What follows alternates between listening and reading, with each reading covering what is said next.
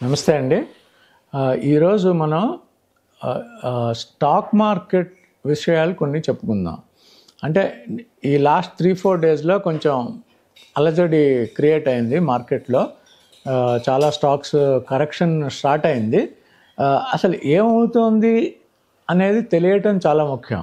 Organic పద్ధతిలో మీ చర్మాన్ని తెల్లగా మార్చుకోవాలనుకుంటున్నారా? సంప్రదించండి డాక్టర్ మాధవిని.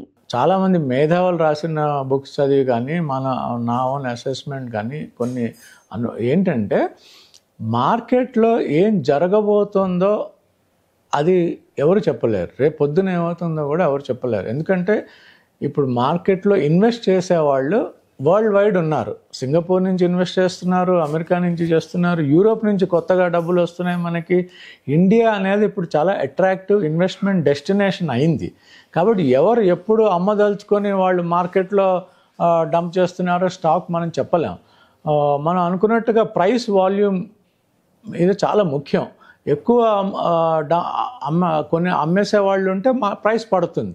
అలా ఎవరు ఓవర్ నైట్లో వాళ్ళ రిస్క్ మేనేజ్మెంట్ పాలసీస్ ప్రకారం అమ్మేద్దాం అనుకుంటున్నారో వాళ్ళ రీసెర్చ్ ప్రకారం అది ఎవరు ప్రెడిక్ట్ చేయలేరు. కాబట్టి మార్కెట్ ఎవరు ప్రెడిక్ట్ చేయలేరు అనేది ఒక గాస్పెల్ ట్రూత్. అది నిజం. అది కానీ మార్కెట్లో ఏం జరుగుతోంది, కరెంట్ స్టేట్ అసెస్మెంట్ అంటే ఇప్పుడు ఏమవుతోంది, ఎలా ఉంది, ఎందుకు మార్కెట్ కరెక్ట్ అవుతోంది అనేది కొన్ని విషయాలు నేను చెప్తాను. ఫుల్ వ్యూ ఎవరికి ఇంపాసిబుల్. అది ఎగ్జాక్ట్గా మ్యాథమెటికల్ రిలేషన్షిప్ ఉండదు. అయితే ఒక మేజర్ ట్రిగర్ దీనికి ఏంటంటే ఈ జీ టెలిఫిలిమ్స్, ఈ సోనీ టీవీ మర్జర్ ఒకటి కాల్ ఆఫ్ అయిపోయింది.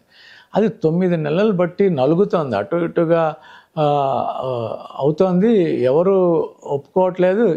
జీ ప్రమోటర్కి ఉన్నది ఒక 3% ఆయనకున్న ఓనర్షిప్. మొత్తం కంపెనీ నేనే కంట్రోల్ చేస్తాను, నేనే చైర్మన్, నేనే ఎండి అంటారు ఆయన. దానికి ఆబ్వియస్లీ సోనీ టీవీ వాళ్ళు ఒప్పుకోలేదు. వేరే కేసులు, రకరకాల గాసిప్ అంతా స్టార్ట్ అయింది. ఫైనల్గా Sony TV has called off the merger. అది చాలా పెద్ద ఇంపాక్ట్. జీ స్టాక్స్ 30% ఒక్క రోజులో 170 రూపాయలు 30% స్టాక్ పడిపోయింది.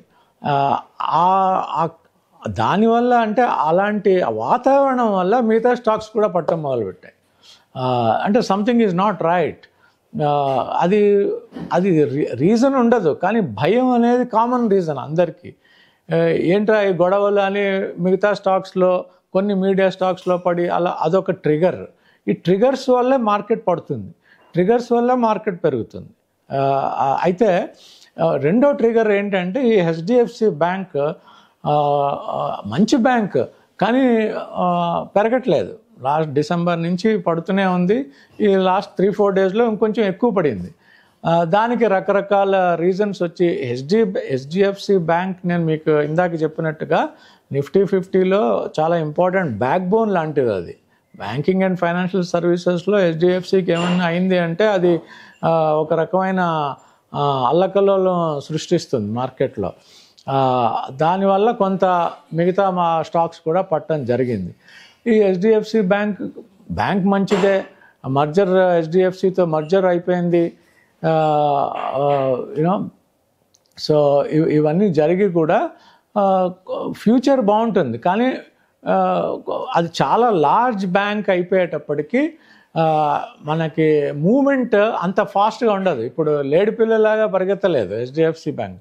It's not a small cap, large క్యాప్లో లార్జ్ మెగా బ్యాంక్ అది. ఇప్పుడు హెచ్డిఎఫ్సి కూడా కలుపుకున్నాక చాలా పెద్దదైంది. వాటికి మీకు రోలర్ స్పీడ్లో ఉంటుంది, స్లోగా వెళ్తుంది, స్టెబిలిటీ ఉంటుంది, కానీ పరిగెత్తుకుంటూ వెళ్ళేది కాదు.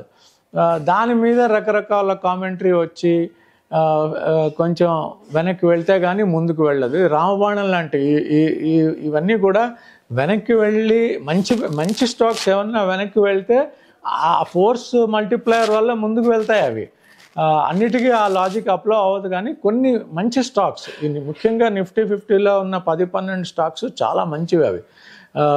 మన తెలుగులో చెప్పుకోవాలంటే అష్టదిగ్గజాల్లాగా కొన్ని ఉంటాయి. అవి పిల్లర్స్.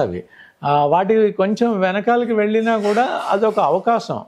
టాపప్ చేసుకోవడానికో కొనుక్కోవడానికో స్టాక్స్లో అయితే మిగతా వాళ్ళకి మిగతా అవకాశాలు ఉంటాయి. అదొక రీజన్ అయింది ఈ హెచ్డిఎఫ్సి బ్యాంక్. మెయిన్గా థర్డ్ రీజన్ ఏంటంటే, చాలా రీజన్స్ ఉన్నాయి ఇందులో. ముఖ్యంగా చెప్పుకుంటే ఈ ఫారిన్ పోర్ట్ఫోలియో ఇన్వెస్టర్స్ అని ఉంటారు. వీళ్ళు విదేశాల్లో అందరి దగ్గర బిలియన్స్ ఆఫ్ డాలర్స్ డబ్బు సమకూర్చి వాళ్ళు ఇండియాలో ఇన్వెస్ట్ చేయడానికి అనుమతి తీసుకొని వాళ్ళ ఓనర్ ఇన్వెస్టర్స్ దగ్గర ఇండియాలో ఇన్వెస్ట్ చేస్తారు. అయితే సెబీ ఒక కొత్త గైడ్లైన్ ఇచ్చింది. అసలు ఈ ఇన్వెస్ట్ చేసే వాళ్ళ వెనకాల ఎవరున్నారు అది ఎవరికి తెలియదు. కొంత డిస్క్లోజ్ చేస్తారు, కొంత తెలీదు. అది ఎక్కడెక్కడో రిజిస్టర్ చేసుకుంటారు వీళ్ళు, మారిషస్ అంటారు, వేరే కంట్రీలో అంటారు. ఎక్కడి నుంచి టెర్రర్ ఫండింగ్ జరుగుతుందో అంత ఉండదు జనరల్గా. కానీ ఎవరు వీళ్ళు ఏమైనా మార్కెట్ని మ్యానిపులేట్ చేయడానికి ట్రై చేస్తారా అనేది అవకాశాలు ఉంటాయి. ఇప్పుడు మార్కెట్లో నేను చెప్పాను, నిఫ్టీ 50లో కొన్ని స్టాక్స్కే వెయిటేజ్ ఎక్కువ ఉంటుంది, బలం ఎక్కువ ఉంటుంది. ఆ స్టాక్స్ మీరు ఎక్కువగా అమ్మారనుకోండి మార్కెట్ పడుతుంది. ఆ స్టాక్స్ మీరు ఎక్కువగా కొంటే మార్కెట్ పెరుగుతుంది. సో మార్కెట్ ఎవరు మ్యానిపులేట్ చేయలేకపోయినా అవకాశాలు ఉంటాయి బాగా. అంటే అన్ని లక్షల కోట్లు, బిలియన్స్ ఆఫ్ డాలర్స్ కనుక డబ్బులు మీరు మార్కెట్లోకి పంప్ చేస్తే ఏమైనా చేయటానికి అవకాశం. మామూలుగా ఇప్పుడు మీరు నేను ఇన్వెస్ట్ చేస్తే మనం చెయ్యం, ఎందుకంటే వీఆర్ జెన్యూన్ ఇన్వెస్టర్స్. ఇంకా ఎవరన్నా వేరే అవకాశం కొద్దీ చేస్తారని ఒక డౌట్ అయితే గవర్నమెంట్కి ఉండాలి కంపల్సరీ. ఎందుకంటే మీ కంట్రీలో ఇన్వెస్ట్ చేస్తున్నప్పుడు ఎండ్ బెనిఫిషియరీ అంటారు, మీకు పవర్ ఆఫ్ అటార్నీ తీసుకుని ఇన్వెస్ట్ చేయొచ్చు, వెనకాల ఎవరున్నారు తెలుసుకోవడానికి ఒక గైడ్లైన్. దీంతో కొంచెం టెన్షన్ వచ్చి అమ్మేవాళ్ళు అమ్మేసి, ఎందుకంటే రికార్డ్స్ మార్చుకునే వాళ్ళు మార్చుకుంటారు, వెనకాల ఏమవుతుందో తెర వెనకాల సంగతి మనకి తెలియదు. కానీ అదొక ట్రిగర్. ముఖ్యంగా మనం తెలుసుకోవాల్సింది ఏంటంటే ట్రిగర్స్ వల్ల మార్కెట్ పడింది. అది ఎంతకాలం పడుతుంది, ఈరోజు రికవర్ అయింది. సో ఇది డే టు డే మూమెంట్స్ కాబట్టి మ్యూచువల్ ఫండ్స్లో ఉన్నవాళ్ళు అసలు వరి అవ్వకూడదు, ఇలాంటివి వరి అవ్వకూడదు. ఒక 5% పడ్డా, 10% పడ్డా అంత ఈ కంపెనీస్ అన్నీ కలిపి మీరు ఇండెక్స్లో ఉన్నారు కాబట్టి. డైరెక్ట్ ఈక్విటీ అది వేరు, వాళ్ళకి అడ్వైజర్స్ లేనిది, అనలిస్ట్ సపోర్ట్ లేనిది డైరెక్ట్ ఈక్విటీలో ఇన్వెస్ట్ చేయడం చాలా కష్టం. ఎందుకంటే ఇప్పుడు మన ఇందాక చెప్పినట్టుగా జీ టెలిఫిలిమ్స్ 30% పడితే అది స్టాక్ పోర్ట్ఫోలియో ఉంటే పోర్ట్ఫోలియో ఆల్మోస్ట్ అంత డ్రాప్ అవుతుంది. అంటే ఈ 3-4 రీజన్స్ వల్ల మార్కెట్ పడింది. ఇది ఎంతకాలం పడుతుంది అంటే అది ఎవరు చెప్పలేరు, ప్రెడిక్షన్ మనం చేయలేం కాబట్టి. కానీ ఒకటి పెట్టుకోవాల్సింది ఏంటంటే, ఏవైతే కాస్ట్లీగా కొంచెం మార్కెట్ న్యూ హైకి వెళ్ళినప్పుడల్లా కాస్ట్లీ అవుతుంది. లాస్ట్ 2-3 ఇయర్స్లో స్మాల్ అండ్ మిడ్ క్యాప్లో చాలా ఎదుగుదల వచ్చింది ప్రైసెస్లో. రిటర్న్స్ కూడా అద్భుతంగా వచ్చాయి. యాక్చువల్లీ అంతంత కంపెనీస్ ఏమీ చేయలేదు, అంత అద్భుతంగా రావడానికి రీజన్స్ లేవు. కానీ డిమాండ్ సప్లై వల్ల ఈ ఎకానమీ ఇంకా బాగుంటుంది, ఈ స్టోరీస్ కూడా వస్తూ ఉంటాయి, నేరేటివ్స్ అంటారు వీటిని. నిజం ఉంటుంది, కానీ మీరు 5 ఏళ్ల తర్వాత పెరిగేది ఇప్పుడే ప్రైస్ పే చేసేస్తే మీకు అది ఓవర్ ప్రైస్డ్ అయిపోతుంది. అలా కానీ పబ్లిక్ని మనం ఆపలేం. సో అలా చాలా పెరిగింది కాబట్టి మిడ్ అండ్ స్మాల్ క్యాప్లో ఫ్రెష్ ఇన్వెస్ట్మెంట్స్ మాత్రం చాలా జాగ్రత్తగా చేయాలి.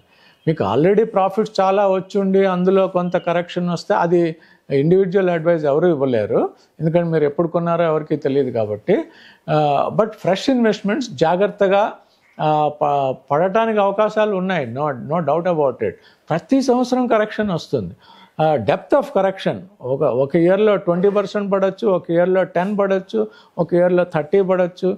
మరీ సునామీలాగా వస్తే దశాబ్దానికి ఒకసారి అది అవుతూ ఉంటుంది. అది మొత్తం హెయిర్ కట్ రూపంలో అన్నీ ఎంత ఎక్కువైతే ఇచ్చారో అంతా ఎగిరిపోతుంది.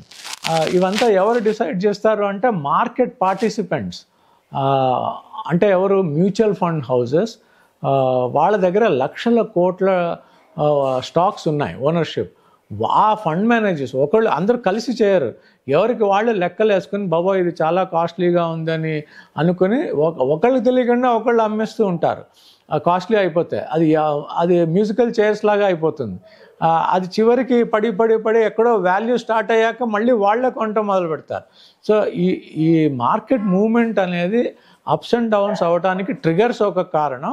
కానీ ఫండ్ మేనేజర్స్ వాళ్ళ వ్యూ కూడా ఫండమెంటలీ అప్స్ అండ్ డౌన్స్కి ఒక కారణం అవుతుంది. ఎందుకంటే ఎక్కువ ఇప్పుడు ఫ్రాత్ ఉండకూడదు, అంటే నురగ ఉండకూడదు. కంపెనీ ప్రాఫిట్స్ పెరిగి స్టాక్ ప్రైస్ పెరిగితే పర్వాలేదు, కానీ ఏమీ లేకుండానే పెరిగిపోయాయంటే అది చివరికి మీకు లోపల చూస్తే ఏముండదు, ఎవ్రీథింగ్ ఈజ్ గ్యాస్. సో అలాంటి కొన్ని స్టాక్స్ ఉంటాయి, అవన్నీ ఎక్కువ పడుతూ ఉంటాయి. సో ఇది క్లుప్తంగా ఈ లాస్ట్ 1 వీక్లో, లాస్ట్ 3-4 డేస్లో జరిగిన మార్కెట్ విశ్లేషణ. Obviously it's not an advice. ఇదొక మనందరం కలిసి ఒక నా వ్యూ చెప్పుకోవడానికి ఇది ప్లాట్ఫామ్గా నేను భావిస్తున్నాను. సుమన్ టీవీకి ధన్యవాదాలు.